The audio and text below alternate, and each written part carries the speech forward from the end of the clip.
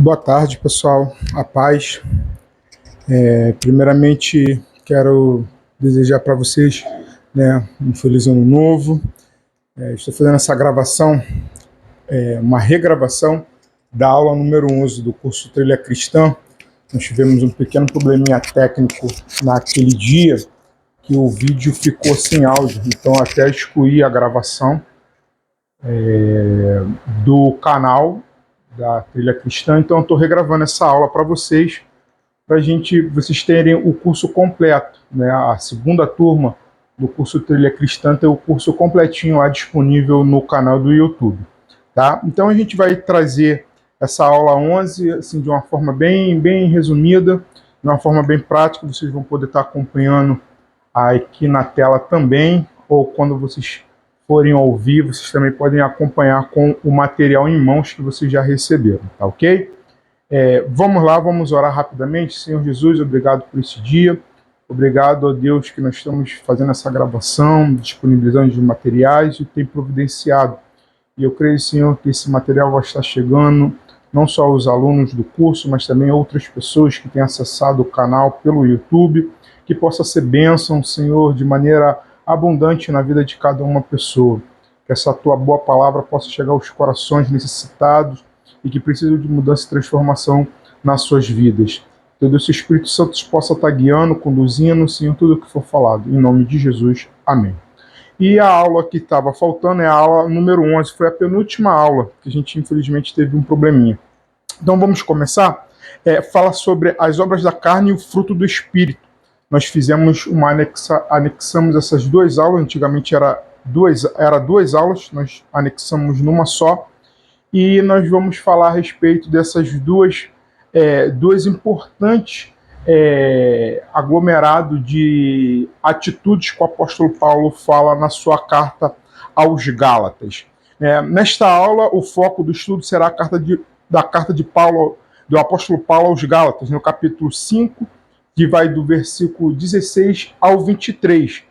É a primeira parte, né? Nós dividimos esse pedaço do capítulo 5 em duas partes. Então nós vamos primeiro apontar as obras da carne, depois nós vamos apontar o fruto do Espírito. Então a gente vai focar, né, nessa primeira parte do capítulo 16, do capítulo 5, do verso 16 ao versículo 23. Eu vou até pegar minha Bíblia que está aqui atrás de mim, está aqui nas minhas mãos. Vamos ler rapidamente esse texto para a gente poder estar localizado. Carta de Paulo aos Gálatas, capítulo 5, do versículo 16 ao versículo 23. Ele diz assim, ó: digo, porém, andai no Espírito e jamais satisfazereis as concupiscências da carne, ou seja, a vontade da carne. Porque a carne milita contra o Espírito contra a carne, porque são opostos entre si, para que não façais que porventura seja do vosso querer, mas sois guiados pelo Espírito. Não está sob a lei. Ora, as obras da carne são conhecidas, e são prostituição, impureza, lascívia, idolatria, feitiçaria, inimizade, porfia, ciúmes, iras, discórdias, dissensões, facções, invejas, bebedice, glutonaria e coisas semelhantes a esta, a respeito das quais vos declaro, como já outrora vos preveni, que não herdarão o reino dos céus os tais que praticam. Mas aí, a partir do 22, é o fruto do Espírito. Mas vamos ficar só com esse pedaço, até o verso 21. Aí eu botei aqui já os dois. A epístola de Paulo aos Gálatas chama de carta magna da liberdade de cristão. Martim Lutero declarou ele próprio, comprometido com esta carta, e usou como Paulo, e fez uma batalha pela verdade do Evangelho, a batalha pela liberdade cristã. Lutero utiliza, ele dá esse nome à carta de Paulo aos Gálatas, falando sobre a carta magna da liberdade, ou seja, a ideia central de Paulo é mostrar que nós somos livres em Cristo Jesus. Essa é a ideia principal da carta aos Gálatas. Então, Lutero, na sua época, no seu tempo, ali por volta do século XIV, ele já até começa a pensar nessa questão da liberdade cristã. Explosivo em sua natureza, Gálatas é um manifesto de Paulo contra a perversão da graça de Deus, a contínua batalha entre o legalismo e a graça de Deus. E é definida neste livro. Então, outro tema central da carta aos Gálatas é justamente isso, né? A batalha entre o legalismo, ou seja, aqueles cristãos judeus, né, que ainda queriam manter práticas do judaísmo para os novos cristãos, mas Paulo vem falando que a partir de Cristo Jesus nós temos a graça, tudo se resume a Cristo, tudo na pessoa de Cristo, né? Então ele continua aqui, ó. O legalismo é a religião do mundo que escraviza os homens na sua tentativa de alcançar a justiça através do mérito. O evangelho é a graça de Deus em operação para libertar os homens dessa escravidão, para uma justiça que é o dom a ser recebido. Na história da literatura, há poucos livros que influenciam mais profundamente a mente dos homens, deram forma à história tão significativa e continua de falar de tal relevância à necessidade da vida cristã.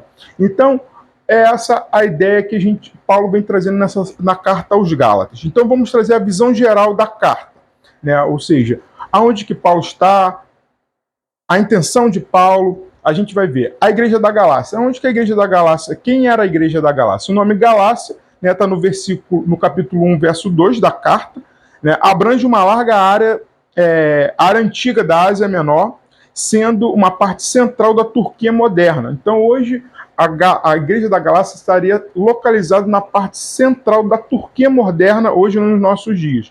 O nome deveria ser... o nome deriva de um bando errante de gauleses ou celtas, né, naquela época da onde surgiu o nome Galácia, que se estabeleceram em torno da Ansíria, no início do século III a.C. Já no ano 25 a.C., toda essa área, desde o Mar Negro até a costa do Mar Mediterrâneo, foi transformada pelo imperador Augusto na província romana da Galácia. Então, quando os romanos conquistam toda aquela parte da Europa, né, norte da África, em 25, né, antes de Cristo, o imperador Augusto denomina essa parte chamada como de Galácia, né? Ele transforma numa província romana chamada de Galácia. Na metade do século II depois de Cristo, a administração foi reorganizada e a sua área foi dividida, uma vez que somente a parte setentrional étnica conservou o nome de Galácia. Durante o primeiro século, o termo Galácia poderia ser usado de duas maneiras, para designar a província política ou da área étnica, a mais antiga. Portanto, há um problema em se determinar o que Paulo tinha em mente quando endereçou essa carta às igrejas da Galácia. Estava localizada no território original, no norte, né, da Galácia étnica, ou na parte sul da província da política romana, em torno da Antioquia da Persídia, Icônico, Listra e Derbe.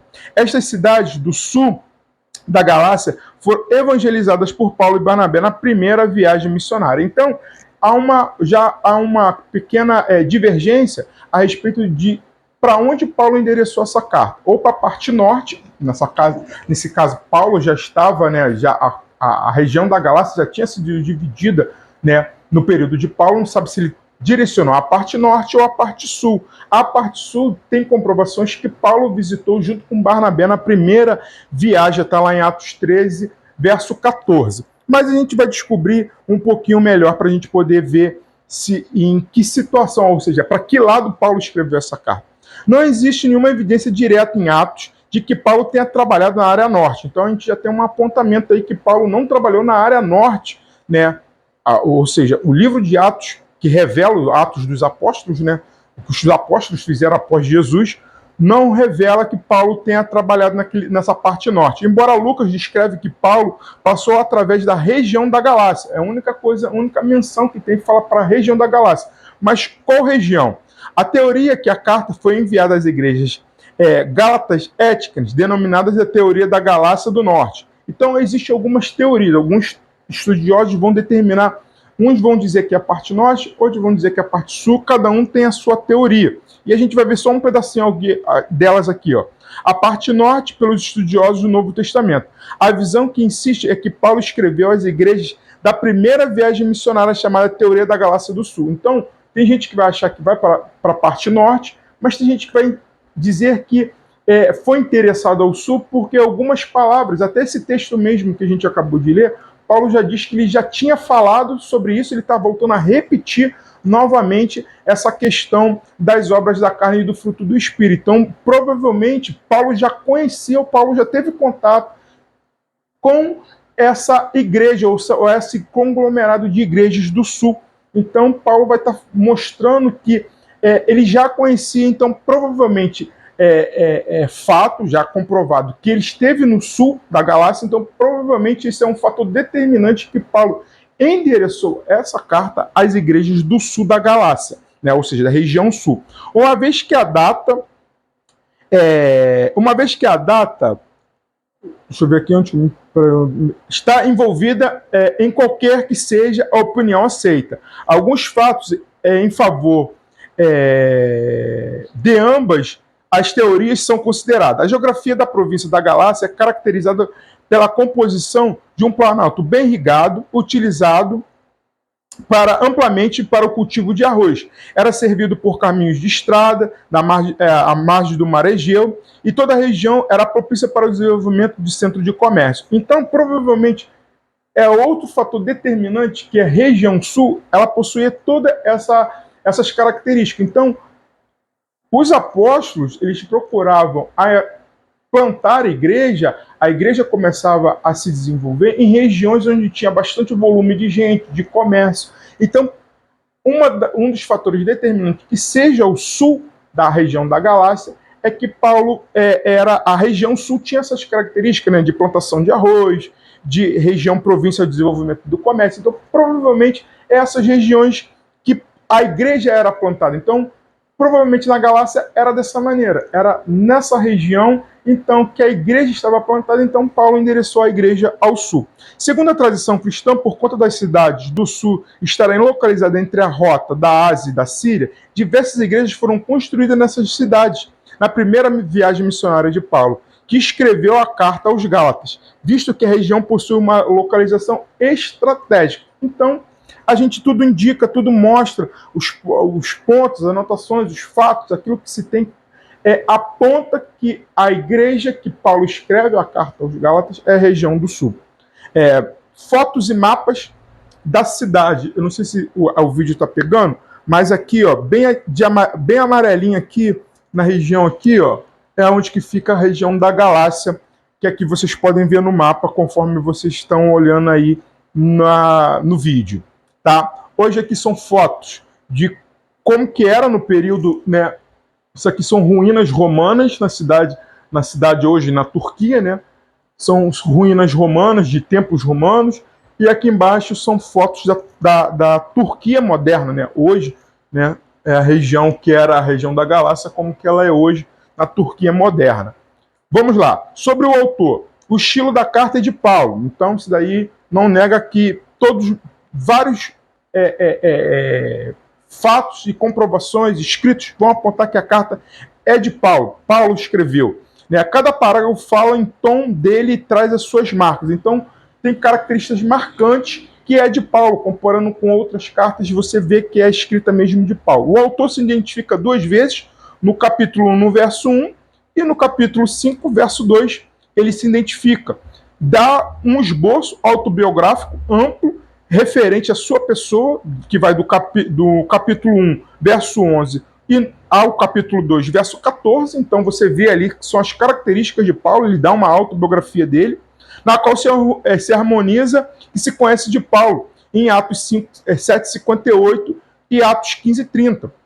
As pessoas e lugares identificados em Gálatas e a missão aos gentios, todos apontam para um homem, Paulo. A evidência interna apoiada pela evidência externa, né? Ou seja, essas são as evidências internas que a carta aponta que é Paulo o autor. Agora, as evidências externas que nós temos. Desde os tempos mais antigos, a carta foi reconhecida como sendo de Paulo. Todos os escritores cristãos primitivos conheciam este livro e ele está incluso em todas as listas das cartas de Paulo. Marcião colocou Gálatas no topo das suas listas das cartas de Paulo, talvez por causa dos seus conteúdos contra o judaísmo.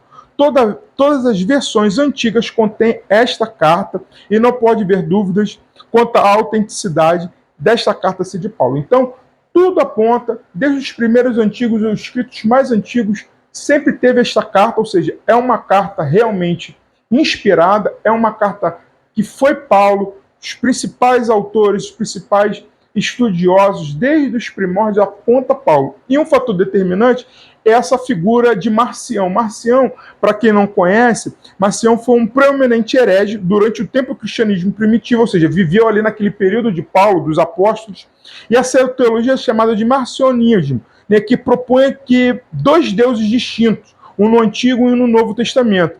E foi denunciado pelos pais da igreja e ele foi excomungado. Então, esse Marcião, ele desenvolveu uma teologia, né, que existia dois deuses distintos, um no Novo, um no Antigo e um no Novo, e ele também fez diversas alegações contra Cristo, tentando acabar com o surgimento do cristianismo, do evangelho. Então, ele foi realmente vamos dizer assim, um dos perseguidores, um dos judaizantes que Paulo, você vai ver Paulo descrevendo nas suas cartas. E ele aponta Paulo sendo como um autor. Então, porque como a carta de Paulo é contra essa turma, né, de Marcião e seus seguidores, era contra essa turma, então ele vai dizer que essa carta aí realmente aos Gálatas é de Paulo, porque vai estar nos combatendo. Então, ele deixa isso bem claro. Vamos lá, rapidamente, continuando. Deixa eu ver se aqui se não me desligou. Não, tá funcionando aqui meu microfone. Porque foi esse microfone que me derrubou na gravação do ao vivo. Mas vamos lá. A ocasião e o propósito. Os parágrafos de Gálatas, no capítulo 1, do verso 6 ao 10, está escrito de maneira que indica a ocasião dessa carta. Vamos lá, rapidamente. Gálatas, capítulo 1, o motivo e a ocasião, né? A ocasião e o propósito que Paulo escreveu a carta aos Gálatas. Deixa eu novamente voltar aqui. Carta aos Gálatas. Aqui. Capítulo 1. A gente vai ver aqui o motivo. Ele fala, do 6 ao 10, ele fala: admira-se que estejais passando tão depressa daquele que vos chamou da graça de Cristo para um outro evangelho. Então ele está dizendo, está sendo muito rápido, né? Vocês estão passando muito rápido, largando o evangelho muito rápido, né? Ou seja, a graça de Cristo para um outro evangelho. Vocês estão seguindo um outro evangelho de maneira muito rápida. É isso que ele está querendo dizer. Qual não é outro, senão que há alguns de vós que perturbam e querem perverter o evangelho de Cristo. Então ele está sinalizando que tem um outro evangelho e sendo falado por algumas pessoas que estão no meio do povo de Deus. Mas ainda que nós, ou mesmo um anjo vindo do céu, vos prega o evangelho que vai além do que vos tenho pregado, seja anátema. Então Paulo está apontando, é o seguinte: se descer um anjo do céu, ou vir um outro apóstolo pregando um outro evangelho diferente daquilo que a gente já falou a vocês, vocês fiquem à parte, que ele seja anátema, que ele seja apartado. Assim como dissemos, agora repito, se alguém vos prega um evangelho que vai além daquele que recebeste, seja anátema. Então Paulo repete isso duas vezes no versículo 8 e no versículo 9. Então Paulo aponta aí de uma maneira, um foco especial a respeito disso. Porventura procura eu agora a favor dos homens ou de Deus? Ou procuro agradar homens? Se agradares ainda a homens, não seria servo de Cristo. Então, ele está apontando que também uma outra questão. Vocês estão servindo a Deus ou aos homens? Vocês estão seguindo a Deus ou aos homens? Então, Paulo está apontando. Então, esse é o motivo, é essa ocasião, o propósito que Paulo vai escrever a carta. Paulo recebe uma informação de alguma fonte desconhecida, mas de confiança, acerca do desvio dos Gálatas, do evangelho, que ele pregara antes que eles creram, né? Já está lá no versículo 6, a gente já falou. Este afastamento resultou na chegada de ensinos de alguns que estavam pervertendo o evangelho, versículo 7 a 9. Numa tentativa de descaracterizar a validade do evangelho,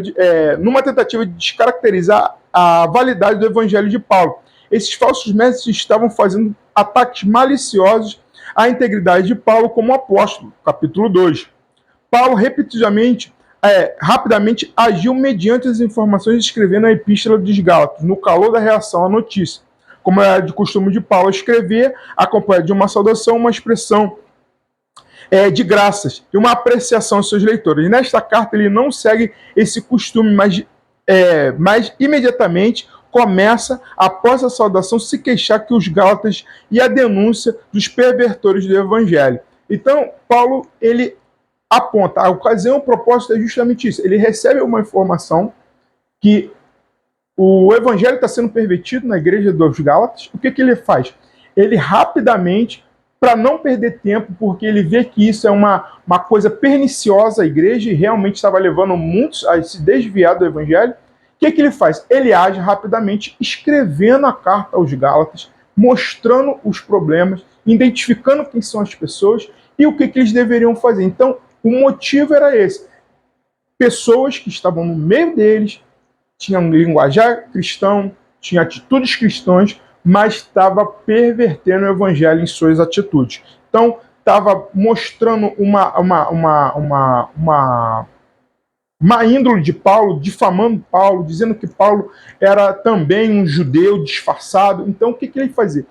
Paulo, rapidamente, ele combate essa questão. Então, por isso, esse é o propósito da carta. Os opositores, quem eram esses opositores? Os opositores, quem eram esses pervertores? Em Atos 15:1, ajuda a fornecer parte da resposta. A igreja de Antioquia rejeitou tal declaração doutrinária, como fizeram os líderes da igreja em Jerusalém. Conforme se pode ver, o resultado da conferência de Jerusalém, em Atos 15, verso 2 ao 29, e Gálatas 2, do 1 ao 10. Contudo, Lucas registra em Atos 15:5, que alguns dos fariseus tinham crido, levantando-se dizendo que era necessário circuncidá-lo e mandar-lhes observar a lei de Moisés. Quem eram esses opositores? E vamos dar aqui uma resumida no texto. Esses opositores eram judeus, eles seguiam a prática judaica. Com os apóstolos, anunciando o evangelho, eles reconhecem a Cristo como o Salvador, como o Messias, mas eles querem manter algumas práticas judaicas dentro do evangelho. E Paulo e os apóstolos combatem isso o tempo todo. Você vai ver nas cartas de Paulo, nas cartas de Pedro, nas cartas de João, cartas de Tiago, cartas aos Hebreus, você vai ver isso sendo combatido o tempo todo, porque era a ameaça daquele tempo dos apóstolos. Então, eram judeus que queriam que as pessoas mantivessem, os judeus convertidos, mantivessem as tradições judaicas de circuncisão, guardar o sábado, observar a lei de Moisés. E só que Paulo vai combater isso de maneira muito feroz, de maneira muito forte, dizendo que a partir de Cristo a lei, as práticas da lei foi abolida. Nós somos salvos pela graça, não é pelos méritos, não é pela força humana que nós somos salvos. Não é para a gente praticando a lei, fazendo por merecer, que a gente vai receber a salvação, mas sim o amor de Cristo para com o homem. Então Paulo vai combatendo. Esses opositores vai batendo forte na igreja e Paulo vai contra-argumentando isso. E a gente vê essa questão dessa manifestação já contra a igreja em Atos capítulo 15. Olha só o que Atos capítulo 15 fala. E a igreja desenvolve até um concílio para poder resolver questões muito fortes que estava tendo a respeito disso. Por quê? Os gentios aceitavam a Cristo e esses judaizantes queriam que os gentios adotassem a prática dos judeus, que é circuncisão, guardar o sábado, observar a lei. Aí o que acontece? 15:1 fala: alguns indivíduos que desceram da Judéia, ou seja, judeus, ensinavam aos irmãos, ou seja, tinha um grupo que veio da Judéia ensinando aos alguns irmãos. Se não vos circuncidares, segundo os costumes de Moisés, não podereis ser salvos. Ou seja, é eles circuncidando que só através disso que eles poderiam ser salvos. Então os líderes da igreja se reúnem para poder discutir esse tema, e isso daí, já em Atos, já foi abolido. Eles mostravam que não precisavam mais ser circuncidados. Os apóstolos entenderam isso. Então, os opositores queriam continuar com essa prática, entre outras práticas. Tá? A data da escrita, para fixar uma data da escrita de Gálatas, dois fatores são principais. Devem ser considerados A identificação da igreja, sendo da Galácia do Norte e do Sul, a gente já identificou que é do Sul, né? Identificação de Gálatas 2:10. Vamos ver o que Gálatas 2:10 diz? Rapidamente. Deixa eu botar aqui novamente, voltar para Gálatas, que eu estava em Atos. Rapidamente. Se vocês estão ouvindo um barulhinho aí no fundo, é o meu ventilador, que aqui, o pessoal que for assistir que mora aqui no Rio está um calor absurdo, muito grande mesmo. Aí esse barulhinho no fundo é o ventilador que tá funcionando aqui para poder ajudar a refrescar, tá? Gálatas 2:10, rapidamente, recomendo-nos somente que lembrássemos dos pobres e também que vos esforcei para fazer. Então, esse texto aqui também é mencionado nas viagens, a identificação de Gálatas 2:10 como nas viagens mencionadas em Atos, né? Quanto a estas identificações estiverem feitas, então a data mais antiga possível para a escrita pode ser um trampolim para a determinação da data da escrita.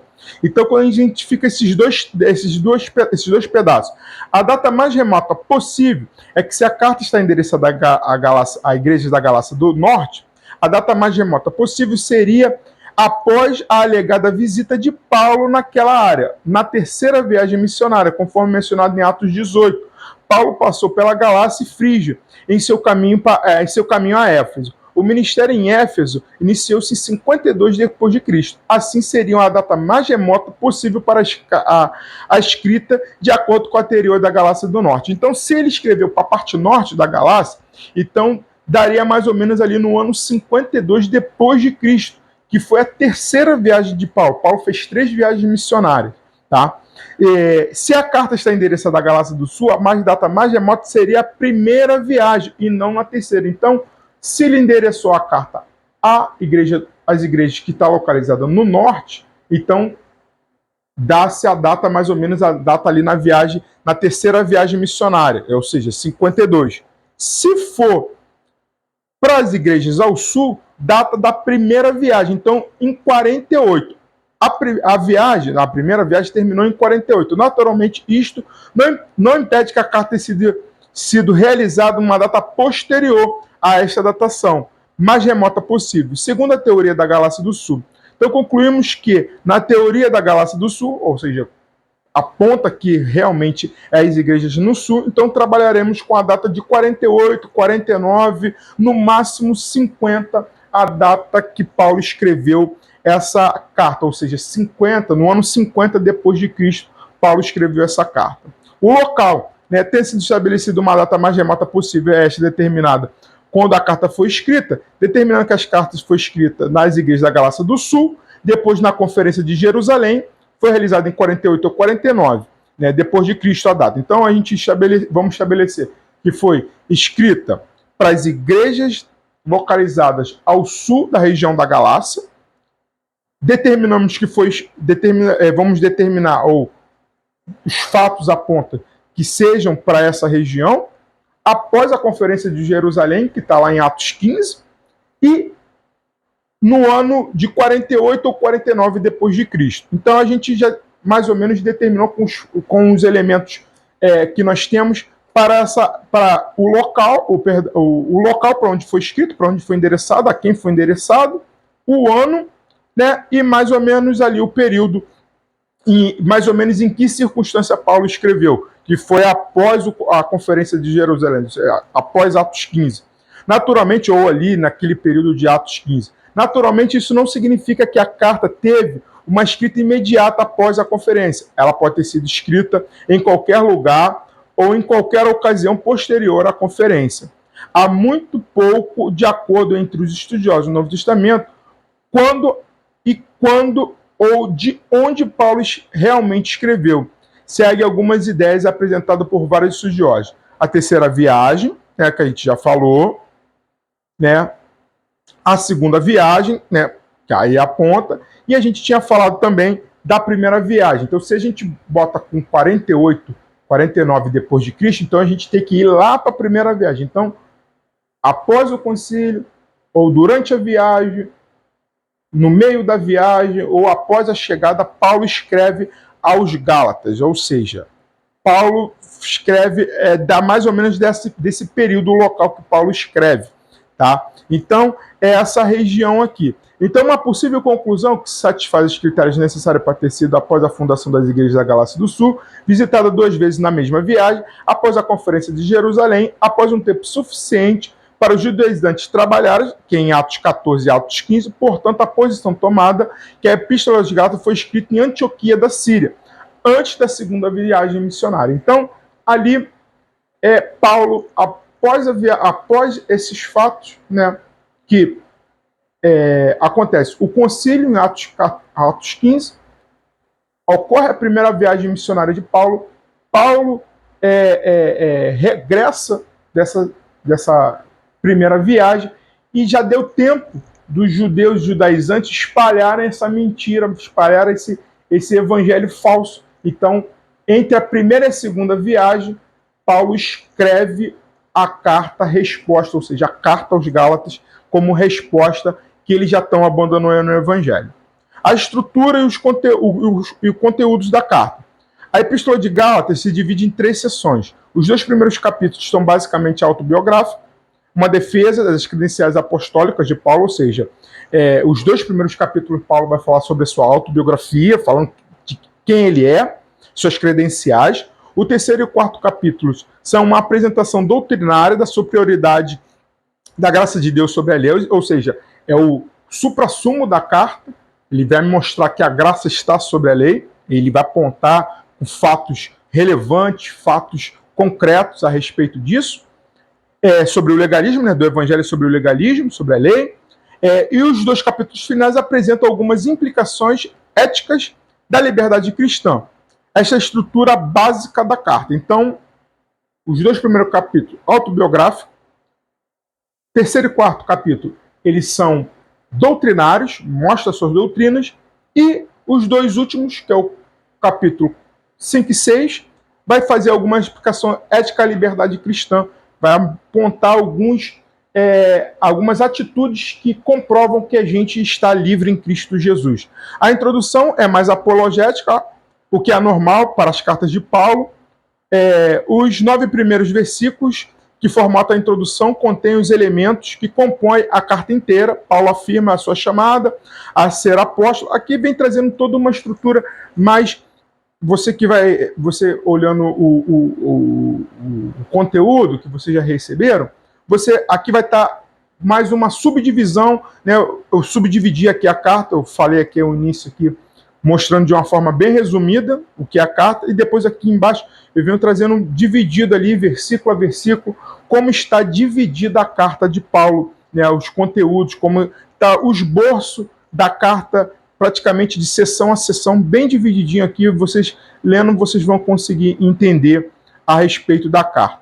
O esboço, tá ok? O esboço aqui da carta.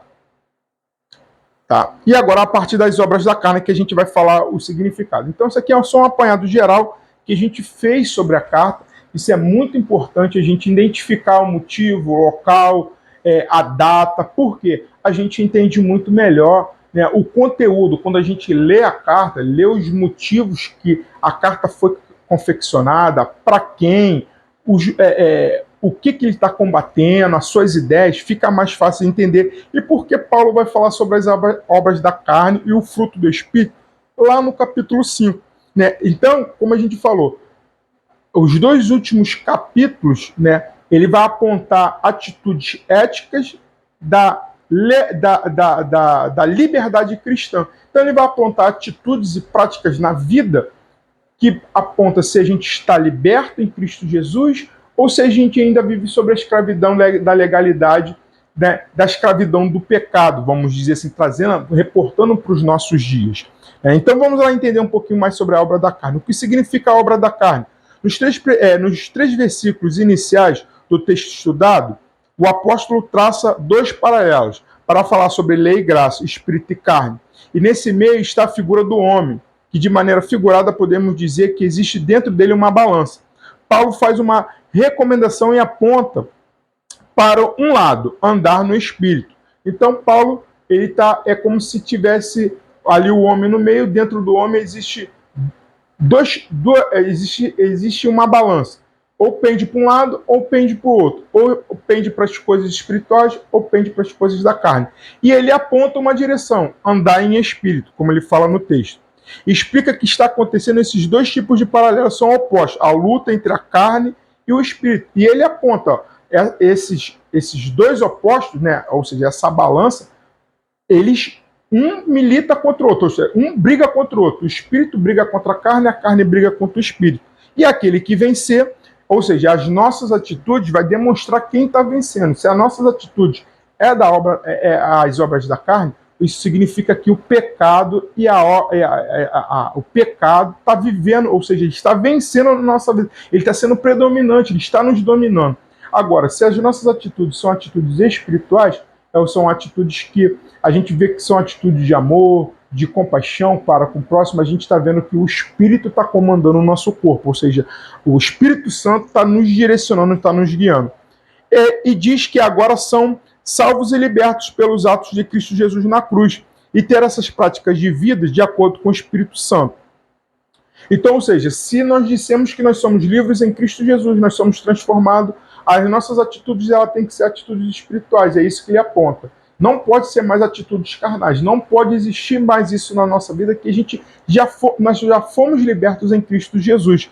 Então, à medida que a gente pratica as obras da carne, eu volto a fazer as obras da carne, isso é que ele está apontando. Então, vocês estão abandonando o Evangelho de Jesus. Então, é isso que Paulo vai estar trazendo ali logo no início traz isso na carta, e é isso que ele quer apontar, né, o significado das obras da carne. As obras da carne são pecados graves que resultam da natureza pecaminosa do homem.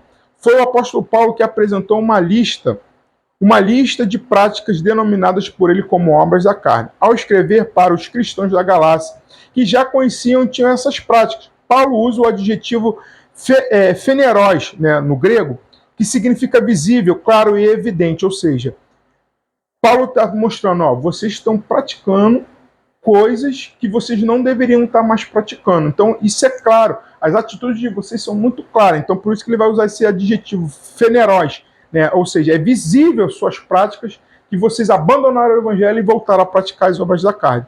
Para entendermos o significado da expressão obras da carne, precisamos primeiramente entender a forma com que o apóstolo Paulo utiliza essa palavra carne em sua epístola. No Novo Testamento, carne, do grego, significa, a palavra é sarx. O apóstolo usa esse termo pelo menos em três sentidos. No sentido geral, se referindo simplesmente à humanidade, ou seja, quando ele fala a palavra carne, a palavra sarx pode ser num sentido geral, né, toda a humanidade. No sentido mais específico, se referindo no aspecto físico, material da vida humana, ou seja, o nosso corpo, a nossa carne no sentido carne-corpo mesmo, físico. E no sentido ainda mais específico, se referindo à natureza humana depravada e corrompida pelo pecado, ou seja, é aquele nosso homem interior, né?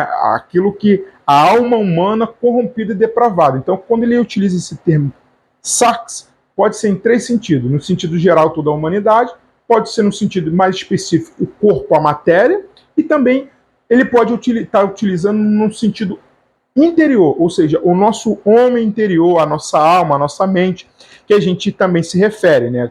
Que Paulo trabalha na visão, uns entendem que na visão tricotômica ou na visão dicotômica. Tricotômica, que o homem é dividido em corpo, alma e espírito, ou dicotômica, que é corpo e espírito, né? A alma está incluída dentro do espírito. Tem essas duas vertentes que os estudiosos entendem. Nós ficamos na visão tricotômica, que é a visão de Paulo, que tem corpo, alma e espírito. Então, por essas e outras, que Paulo vai falar nesse sentido geral sobre a questão da carne, tá? Só para a gente poder entender. Falando sobre as obras da carne no capítulo 5 da carta aos Gálatas, é evidente que Paulo está aplicando a palavra carne a se referir à natureza humana pecaminosa, inclusive estabelece um contraste especial entre carne e espírito, que no grego se chama pneuma. Então, qual sentido Paulo está usando a palavra carne ali em Gálatas 5? No sentido do homem interior, do homem interior, ou seja, a palavra está se referindo à natureza humana, é isso que Paulo está falando, tá? Vamos dar mais uma adiantadinha aqui. né? Vamos lá. A gente falar aqui um pouquinho mais sobre essa questão da carne, que Paulo vai apresentando, né? Algumas questões sobre a questão da carne. Aqui, ó. Aí ele vai fazer a lista, né? A famosa lista da obra da carne. Este grupo praticamente representa a base a qual todos os outros pecados se derivam. São eles. Aí ele vai trazendo. Que aí, aqui eu coloco, né, dentro de grupo, cada uma prática que Paulo fala.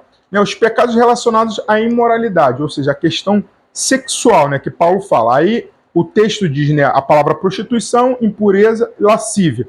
Então, está relacionado à questão da prática da imoralidade. Era bastante comum entre os gentios e tolerado na cultura grega da época. Então, era muito comum essa questão da prática da prostituição, da impureza, da lascívia, esses pecados sexuais, né, ou seja, de imoralidade, era muito comum na época dos gregos, tá? Na época que Paulo vivia. Os pecados relacionados aos falsos deuses, idolatria e feitiçaria, né, que Paulo cita aqui na carta aos Gálatas, no capítulo 5, que é as obras da carne. Tá? Relacionadas à rivalidade, que é a inimizade, porfia, ciúmes e iras, discórdia, dissensões, facções e inveja. Eram pecados que destroem o relacionamento humano. E também os pecados excessos, que é a embriaguez e glutonaria. Tem a ver com a maneira qual os pagãos se divertiam, tem a ver com as festas desregradas. Então, 4 grupos que a gente tem aqui nas obras da carne. O grupo relacionado à imoralidade, falsos deuses, né, o culto a outros deuses, né, relacionados à rivalidade e os excessos, que é a embriaguez e a glutonaria. Então, essa aqui é a divisão que aparenta nas obras da carne. Tá?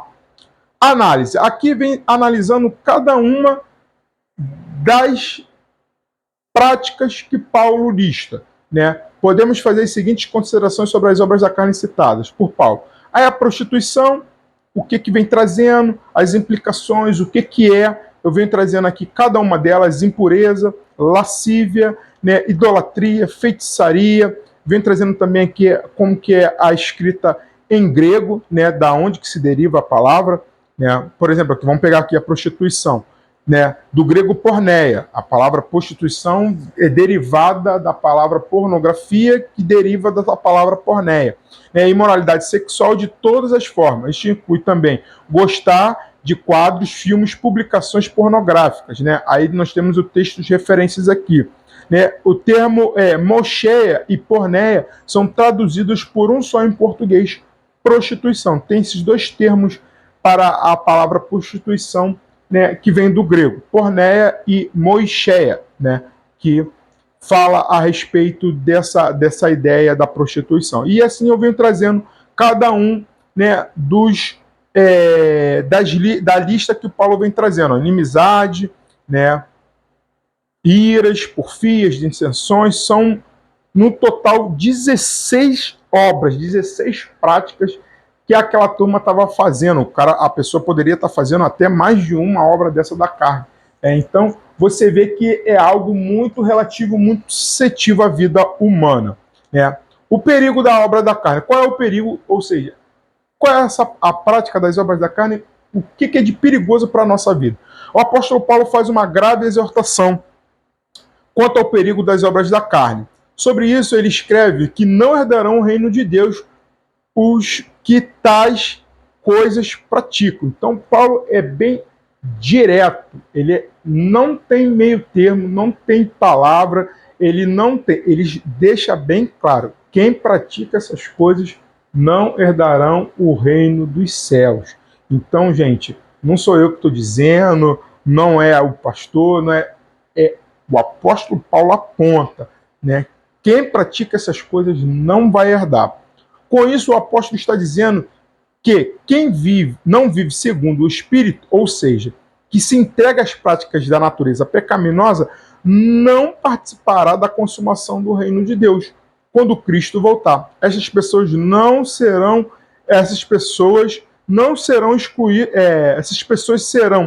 excluídas do reino de Deus por suas obras, que foram más, visto que a salvação não é por obras, mas serão excluídas porque as obras demonstram que verdadeiramente nunca foram regeneradas verdadeiramente. Então, ou seja, mostra que aquela pessoa nunca foi salva, nunca teve a sua vida transformada. Então, não vai poder entrar no reino de Deus, né? Se nós dizemos que nós somos transformados, a gente não vai praticar mais, tá ok? Porque Paulo citou exatamente esses vícios como obras da carne. Por quê?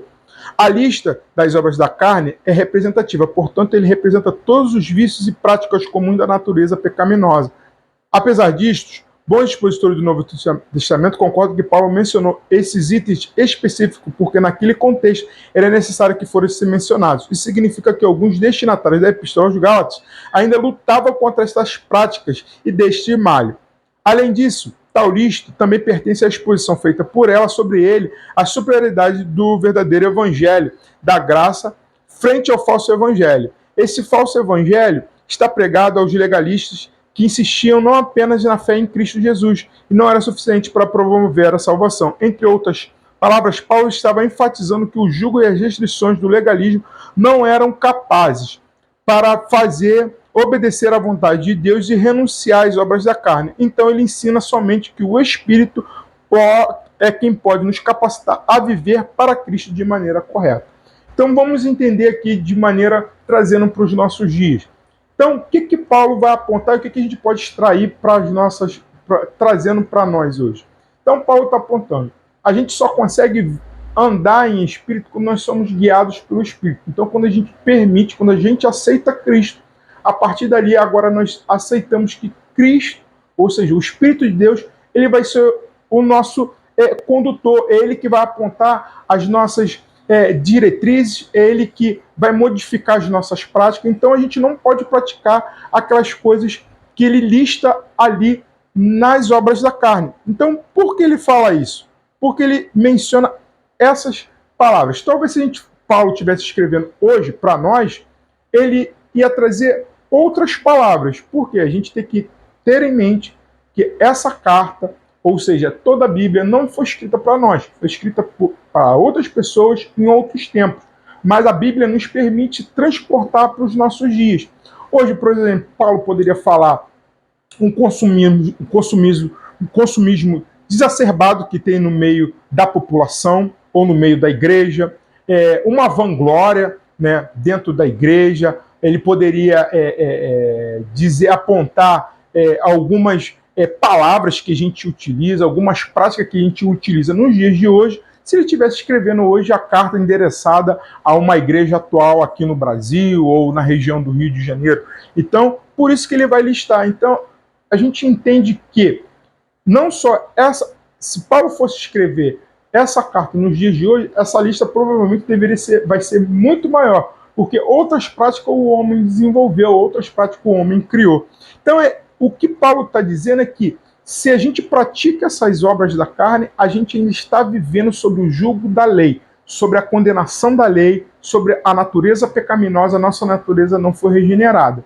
Então a gente não pode participar do reino de Deus. Mas a partir do momento que a gente conhece a Cristo, aceita Jesus como nosso Salvador, nós somos guiados pelo Espírito, nós somos doutrinados pelo Espírito Santo, as nossas práticas não são essas, as nossas práticas são diferentes. Aí ele vai dizer qual é as práticas, que é o fruto do Espírito, ou seja, é o Espírito Santo que planta essas práticas em nós. Ele está também apontando que essas práticas da obra da carne, realmente isso daí vem do desejo da natureza humana. Agora, o fruto do Espírito, nenhum homem por si só ele pode conseguir gerar isso dentro dele. Somente o Espírito Santo consegue fazer com que esses frutos seja plantado no coração do homem e ele venha conseguir exercer, ele fazer esses frutos florescer e consegue praticar esses frutos de maneira plena, ok?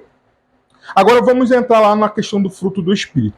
Após fazer uma introdução à carta aos Gálatas e você conhecer um pouco mais sobre a obra da carne, né, que eu apontei lá, do versículo 16 ao 21, agora nós vamos para o versículo 22 e 23, né, que Paulo vai apontar o fruto. Tá? É um fruto que ele vai falar, não é os frutos não, é um fruto que o Espírito Santo gera dentro de nós. Aí ele fala assim, ó, o 22, mas, né, é como se fosse uma sequência, é uma sequência, né? Ele aponta aqui o 21, invejas, bebedices, glutonorias, coisas semelhantes a estas, ou seja, quando ele fala coisas semelhantes a estas, existem mais coisas, né? Ou seja, tudo que for semelhante a essa listagem que ele falou, também é considerado obra da carne, mesmo que ele não tenha listado, tá? Aí ele fala assim, a respeito dos quais vos declaro, como já outrora vos preveniu, ou seja, ele está dizendo que isso daí que a igreja da Galácia estava praticando, ele já tinha prevenido, ele já tinha falado, ele já tinha apontado. Então ele vai pegar e vai falar assim, ó, não herdarão o reino de Deus os que tais coisas praticam. Então ele já mostra que essas pessoas que praticam a obra da carne não vão herdar. Aí ele pega no 22, mas o fruto do Espírito é amor, alegria, paz, longanimidade, benignidade, bondade, fidelidade, mansidão, domínio próprio. Contra estas coisas não há lei. Então, ele está dizendo que quando não há lei, não existe empecilho, ou seja, não é por prática humana, não é por força humana, não é por vontade humana, não é nada humano, mas quem faz, quem gera, quem aponta, quem indica, quem orienta é o Espírito Santo que gera isso em nós a partir que a gente reconhece a Cristo como Salvador. Vamos estudar o fruto do Espírito, que segue os versículos subsequentes, o 22 ao 26, eu li até o 23, né? Ao 24. Os que são de Cristo já crucificaram a carne com as suas passões e corrupções, ou seja, ele está dizendo, ó, quem é de Cristo, a carne já não habita mais nele, ou seja, a vontade carnal não existe mais, não habita mais nele, ou seja, ele não é guiado mais pelas vontades carnais. Se vivemos no Espírito, andemos também no Espírito. Então ele está dizendo, ó, se você é de Cristo, você é guiado pelo Espírito Santo, então se você vive no Espírito Santo, o Espírito Santo vive dentro de você, você vive para ele, então você ande por ele, ou seja, suas atitudes sejam guiadas, feitas pelo Espírito Santo. Não nos deixemos possuir pela vanglória, provocando uns aos outros, tendo inveja uns dos outros, ou seja, não continue praticando as obras da carne, é isso que ele quer dizer. Vale lembrar qual que o foco do autor nesta parte da carta é alertar a luta constante entre o espírito e a carne. E o espírito abomina os desejos da carne e a carne, por sua vez, rejeita as coisas que o espírito nos conduz. Assim, o fruto do espírito é o bem que nos faz vencer o mal. E o resultado natural é de uma nova vida, uma vida regenerada, uma vida que reflete o novo nascimento, a vida no espírito. Conhecendo o fruto. O que é o fruto? O que Paulo tinha em mente? O fruto do Espírito é uma seleção de virtudes produzida pelo Espírito Santo na vida daqueles que foram feitos novas criaturas. Então, eu já falei, esse fruto resulta em uma conduta de uma vida íntegra de acordo com a vontade de Deus. Paulo se refere às obras da carne no plural, mas usa o singular quando vai falar do fruto do Espírito Santo. Então, você vê, então, as obras da carne ele vai utilizar no plural. Já o fruto ele utiliza a forma singular, de uma forma única. É exclusivo para cada uma pessoa, né? Talvez ele quisesse demonstrar o caráter coeso, organizado e único da obra do Espírito Santo, sendo na vida do cristão. Podemos pensar que esse fruto, podemos pensar nesses 9 frutos como um cacho de uva, com 9 uvas, né? Ou seja, vamos pegar aqui num desenho, né? Aqui até aqui na imagem vocês podem verificar, né? Aqui, ó, é um cacho de uva com 9 uvas. É mais ou menos a uva é um fruto só. Quando a gente pega um cacho de uva, a gente vai ver ali é um cacho de uva, é um cacho de uva. Mas para se formar um cacho de uva, ela tem 9 gominhas, ou seja, 9 bolinhas de uva para poder formar um cacho. Então, é nesse sentido que Paulo está trazendo para nós. Por que Paulo utiliza essa questão da figura da uva? Porque a uva era muito comum para aquelas pessoas daquela região, porque é da onde se origina o vinho. Então, era muito comum para a região, né? É muito comum para aquela região daquela época ter locais de parreiras de uva, parreiras de local de plantação de uva, então isso era muito comum para aquela época. Se Paulo fosse escrever para os nossos dias de hoje, Paulo provavelmente utilizaria um outro exemplo mais atual para a gente poder entender do que ele está querendo dizer. A natureza do fruto. Todos os aspectos são apenas partes integrantes de um único fruto de desenvolvimento espiritual. Culmina o fruto do Espírito para serem encarados como uma produção sua, como procedente de sua pessoa, como algo divinamente produzido, não apenas como qualidades morais. Isso nos permite compreender de imediato que a vida espiritual na totalidade do seu desenvolvimento não consiste em resoluções morais e esforços humanos. Pelo contrário, se o ser humano vai sendo transformado segundo a natureza divina, Efésios 3,19, esse é o processo de transformação moral que está muito além da capacidade do homem mortal decaído. O alvo, por semelhante modo, é demais elevado e a vereda por demais inclinada para o alto para que o homem possa atingi-lo com a realização humana. Não é o bastante para se tornar necessária a cooperação do livre-arbítrio humano, pois, de outro modo, nada ocorrerá. É necessário, mesmo que o homem seja uma criatura possuidora de livre-arbítrio, para que aprenda a preferência entre o bem e o mal, porque o bem é bom, sendo aprovados por Deus. Então, como eu já falei, né, o fruto do Espírito é algo que é só gerado pelo Espírito. Ele é tão... As atitudes morais, né, que o fruto tem que ter, que o fruto exige, não tem como ser gerado pelo próprio ser humano, somente através da pessoa do Espírito Santo. Né? Então, essa é a natureza do fruto, né, que Paulo vai estar trazendo. Então, aqui segue aqui mostrando um pouco mais sobre a questão da natureza do fruto, como Paulo vem trazendo na carta. Tudo isso aqui é a respeito. Vamos lá.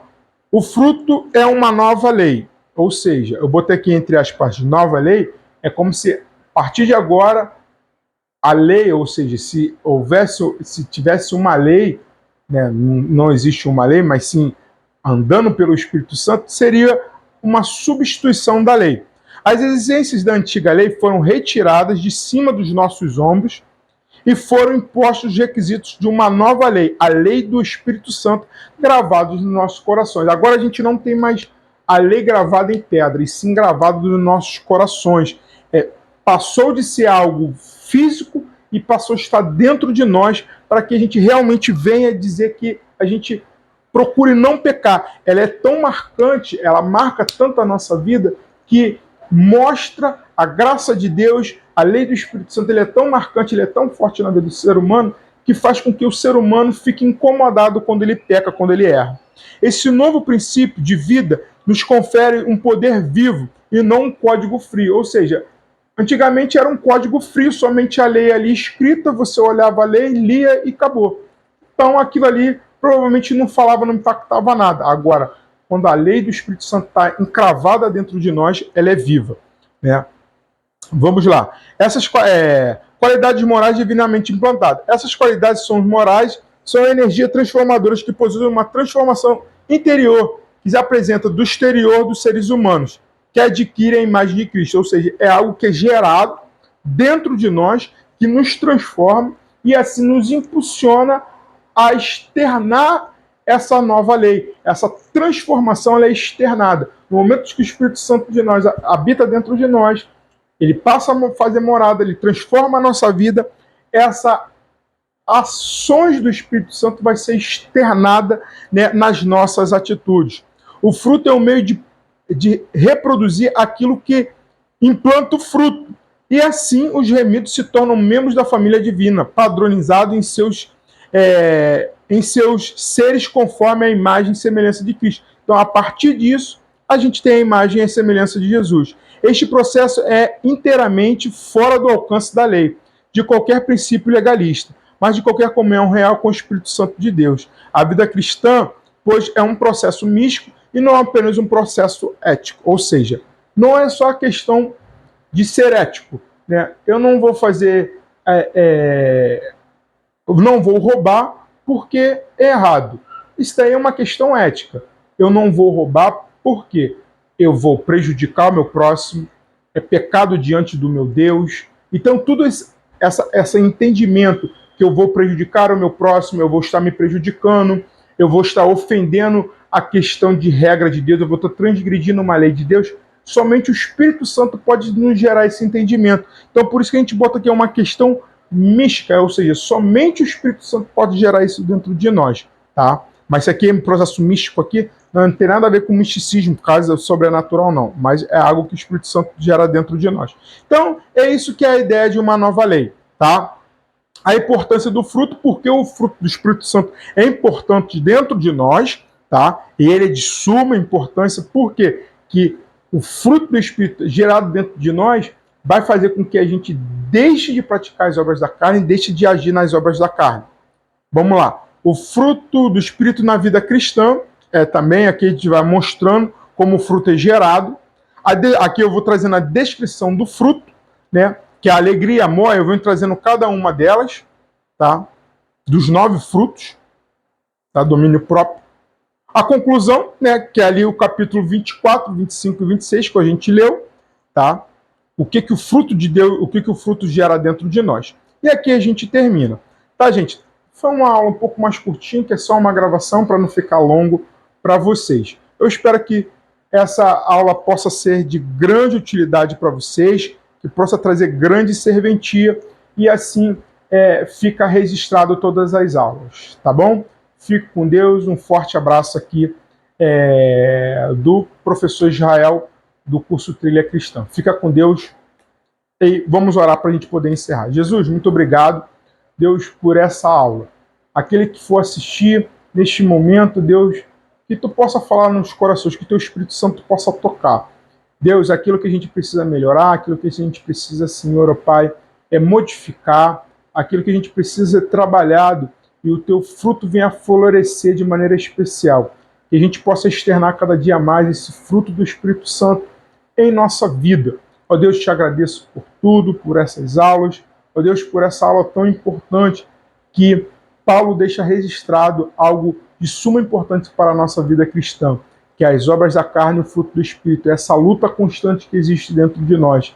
Que o teu Espírito Santo possa falar, que o teu Espírito Santo possa reinar em nossa vida. É o que eu te peço e te agradeço por tudo em nome de Jesus. Amém. Galera, fica com Deus. Paz!